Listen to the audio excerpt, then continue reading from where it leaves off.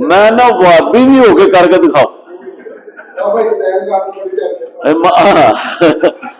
آپ دیکھیں گے آپ کے والدین، آپ کی بہنیں، آپ کے بھائی، اس کے بعد چچے صاحب وہ کہیں گے کی کر لگا ساڑھے کسٹم میں مطلب خوشی آئی تو خوشی میں غمی بدلنا پہ، یہاں تک کہ آپ اتنے مجبور ہو جائیں گے کہ سارا کچھ کرنے کے بعد کہیں گے جی پھر ٹھیک ہے اگر آپ نہیں مانتے تو ہمیں تو اپنے بندے بنا لینے دیں. ٹھیک ہے، پتہ چلا 200-300 بندہ انہوں نے کٹھ کتا کیتا ہے. آئی فیس دس، میں اس لیے میں خود اس چیز کا وٹنس ہوں. اچھا جی، میں نے کہا ٹھیک ہے. اس کے بعد کیا ہوا، جب لاسٹ مومنٹ پہ آئے تو مجھے ایک میسج آیا کہ دیکھیں جی بات یہ ہے کہ انہوں نے گھر والوں کو، والدہ کو آگے پیچھے بڑی ایک فارمیشن کی، تو میں پھر اکیلا. اب جنگ لڑی جا رہی ہے ایک بڑی خالص قسم کی خاموشی سے. انہوں نے کہا جی اب ہمارا 200-250 بندہ ہے تو آگے تو آپ 3 بندے یا 4 یا 10 آ جاتے ہیں تو یہ تو کوئی بیلنس بھی نہیں بنتا، انسلٹ ہے بڑی. مطلب چلو کچھ نہ کچھ تو آپ کر لیں. الغرض کیا ہوا کہ میں 5% ہی میرا خیال ہے اپنے اس نظریے میں کامیاب ہوا کہ 60-70 بندے میں بھی لے گیا. مجھے یہ بات کرنی تو نہیں چاہیے تھی لیکن میں کسی کی بات کیوں کروں. صحیح ہے، اتنے ساری پابندیوں کے بعد، اتنے سارے معاملات کے بعد بھی یہ کام ہوا ہے. ہم مسلمان ہیں، دین اسلام کو مانتے ہیں، کلمہ گو ہیں، ٹھیک ہے، چاہتے بھی ہیں کہ ہماری زندگیوں میں دین آ جائے، لیکن عملاً ہم نہیں کر سکتے. تو وہ بندہ جو اپنا دین چھوڑ کے واپس آیا اس کے بھی بڑے مسئلے تھے. تو اس طرح ہوا یہاں تک کہ ثم ازدادوا کفرا، کہ واپس اپنے اس سلسلے میں اپنے خاندان کے ساتھ یا دوستوں کے ساتھ یا ماحول جو ہے علاقائی اس میں پھنس کے دوبارہ وہ کافر ہو گئے. یہ تو اس کا ہمارے سبق کے ساتھ کوئی ریلیٹ نہیں ہے. ہمارا جو ٹو دا پوائنٹ آج ہے اس آیت کریمہ سے وہ سمجھنے کا ہے کہ ہم نے اسماء کے بارے میں پڑھا تھا. ایک تو فعل استعمال ہوئے ہیں، دوسرا یہ مرکب عطفی میں معطوف ایک سے زیادہ آ کر بالکل اسی فارمولے کے تحت یہ معطوف حرف عطف پھر معطوف حرف عطف پھر ایسا، اور سب سے پہلے معطوف علیہ کے بعد حرف عطف. اس طرح کر کے یہ عربی میں بھی بیان کیا جاتا ہے جس طرح اردو میں ہم بیان کرتے ہیں. اردو ہماری مدر لینگویج ہے، ہم اس پہ نوٹ بھی نہیں کرتے کہ ہم ایک گرامیٹک وے سے بات کر رہے ہیں، اور وہی کچھ دوسری زبان میں بھی ہے. کوشش کریں کہ اس کو ہر وقت اپنی زبان کے ساتھ کمپیئر کریں. آپ کو سمجھ تو شاید ایسے بھی آ جائے نا، کوئی مشکل کام تو نہیں ہے، کچھ دیر بعد بھول جائے گا، لیکن اگر آپ اس کو اپنی زبان میں لے کے آ جائیں، کمزور لوگ جن کی تعلیم 5ویں کلاس سے بھی کم ہے وہ بھی سمجھ جائیں گے اور بھولیں گے نہیں، بات یاد رہے گی. اس لیے کوشش کرتے ہیں کہ اس کو اس انداز سے رکھا جائے. تو اب اس کے بعد فا کے اوپر بات کرتے ہیں. یہ آیت کریمہ لکھی ہے آپ کے سامنے، اس کو بھی میں اردو میں پہلے بات کر لیتا ہوں ترجمہ کرنے سے بھی پہلے. چلو ترجمہ کر لیتے ہیں، ٹھیک ہے. والعادیات، اللہ صاحب ذرا اردو میں ترجمہ صحیح کر کے دکھاؤ نا، نکال کے سورہ العادیات کا کھولو جی کون سی بات ہے، کیونکہ کھلا تو ہوتا ہی ہے نا، پھر میں سے نہ وہ کیا کہتے ہیں. تو یہ 3 آیات ہیں، اس میں سے بھی جی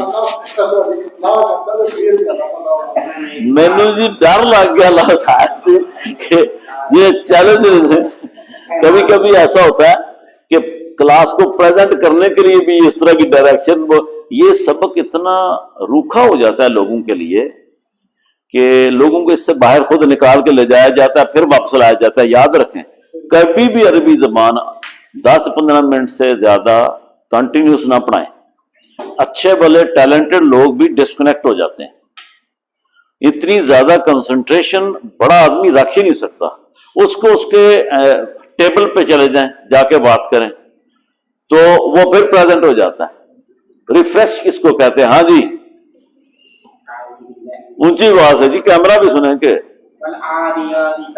ہاں جی تیز دوڑنے والے گھوڑوں کی قسم ہاں۔ جو ہانکتے ہیں۔ اب وہ جو واو قسمیہ انہوں نے کہا تھا، قسم آ گئی، چلے ٹھیک ہے۔ فالموریات قدحا، پھر جو پتھروں پر سم مار کر چنگاڑیاں نکالتے ہیں۔ بالکل۔ فالمغیرات صبحا، پھر جو صبح ہوتے ہی اچانک حملہ کرتے ہیں۔ جی۔ فَأَثَرْنَ بِهِ نَقْعًا، پھر وہ اس جگہ سے گرد و غبار اڑاتے ہیں۔ بس ٹھیک، اتنا ہی کافی۔ اچھا جی، اب اس کا جو ترجمہ آپ نے سنا ہے، یہ ساری باتیں ایک ونس نہیں ہوئی، ایک سیکنڈ میں، مطلب ایک ہی ساتھ نہیں ہوئی، ٹھیک ہے؟ میں فرق سما اور اس میں سمجھانا چاہتا ہوں، ٹھیک ہے؟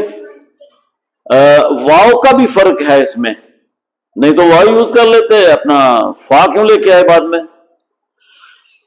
سب سے پہلے ایک ترتیب کے ساتھ گھوڑوں کے دوڑنے کی بات کی گئی ہے،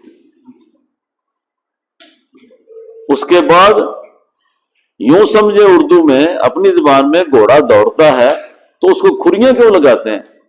جب وہ پتھروں پہ دوڑتا ہے تو اس کے پاؤں اتنے مضبوط نہیں ہیں کہ وہ پتھروں پہ ٹھاپ مارے تو وہ صحیح سلامت رہے، وہ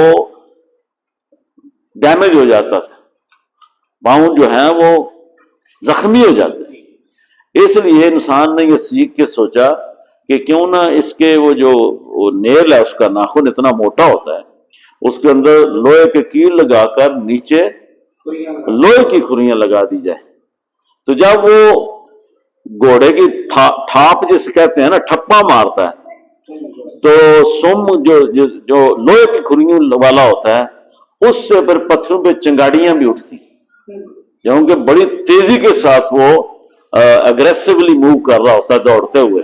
اب پلین سڑک کا تو انتظار نہیں ہوتا، آگے بھی دوڑنا ہے، تو اس وقت کی جو وہ ٹھاپ لگتی ہے وہ کب شروع ہوتی ہے؟ جب گھوڑے دوڑ پڑتے ہیں۔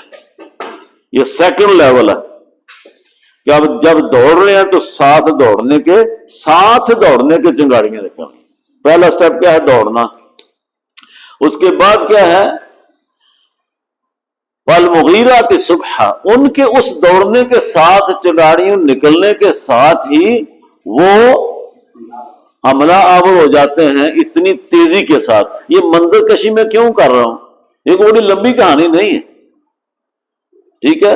دوڑے بھی، چنگاڑیاں بھی نکلی، تو اگر آپ اپنی زبان میں سمجھے بھی دوڑے گا تو چنگاڑیاں تو نکلیں گی، جہاں دوڑے گا جس مقصد کے لیے، جہاں بھی پہنچنے کے لیے، لڑائی کرنے کے لیے، تو ایسے کر کے چلا جائے گا، بندہ سوچ بھی نہیں سکتا۔ بندہ اگر گھوڑے پہ نہیں بیٹھا ہوا، گھوڑے والا آدمی 1-2 کلومیٹر دور سے بھی دوڑ پڑے، میں کہتا ہوں 3 کلومیٹر دور سے بھی گھوڑا دوڑ پڑے سامان لے کے، اور لشکر دوڑ پڑے، جو لوگ گھوڑوں کے پاس نہیں ہیں وہ اپنی تلواریں یا چیزیں لے کے، اس زمانے میں بھی وہ گھوڑے لے کے آگے سے لڑ نہیں سکتے تھے، یہ ہے کہ وہ اس میں پھیل جاتے، اور جہاں پہ لوگ ہیں بگدڑ مچا کے وہ مارتے کرتے، جنگ جیت لیتے، قابو کر لیتے لوگوں کو۔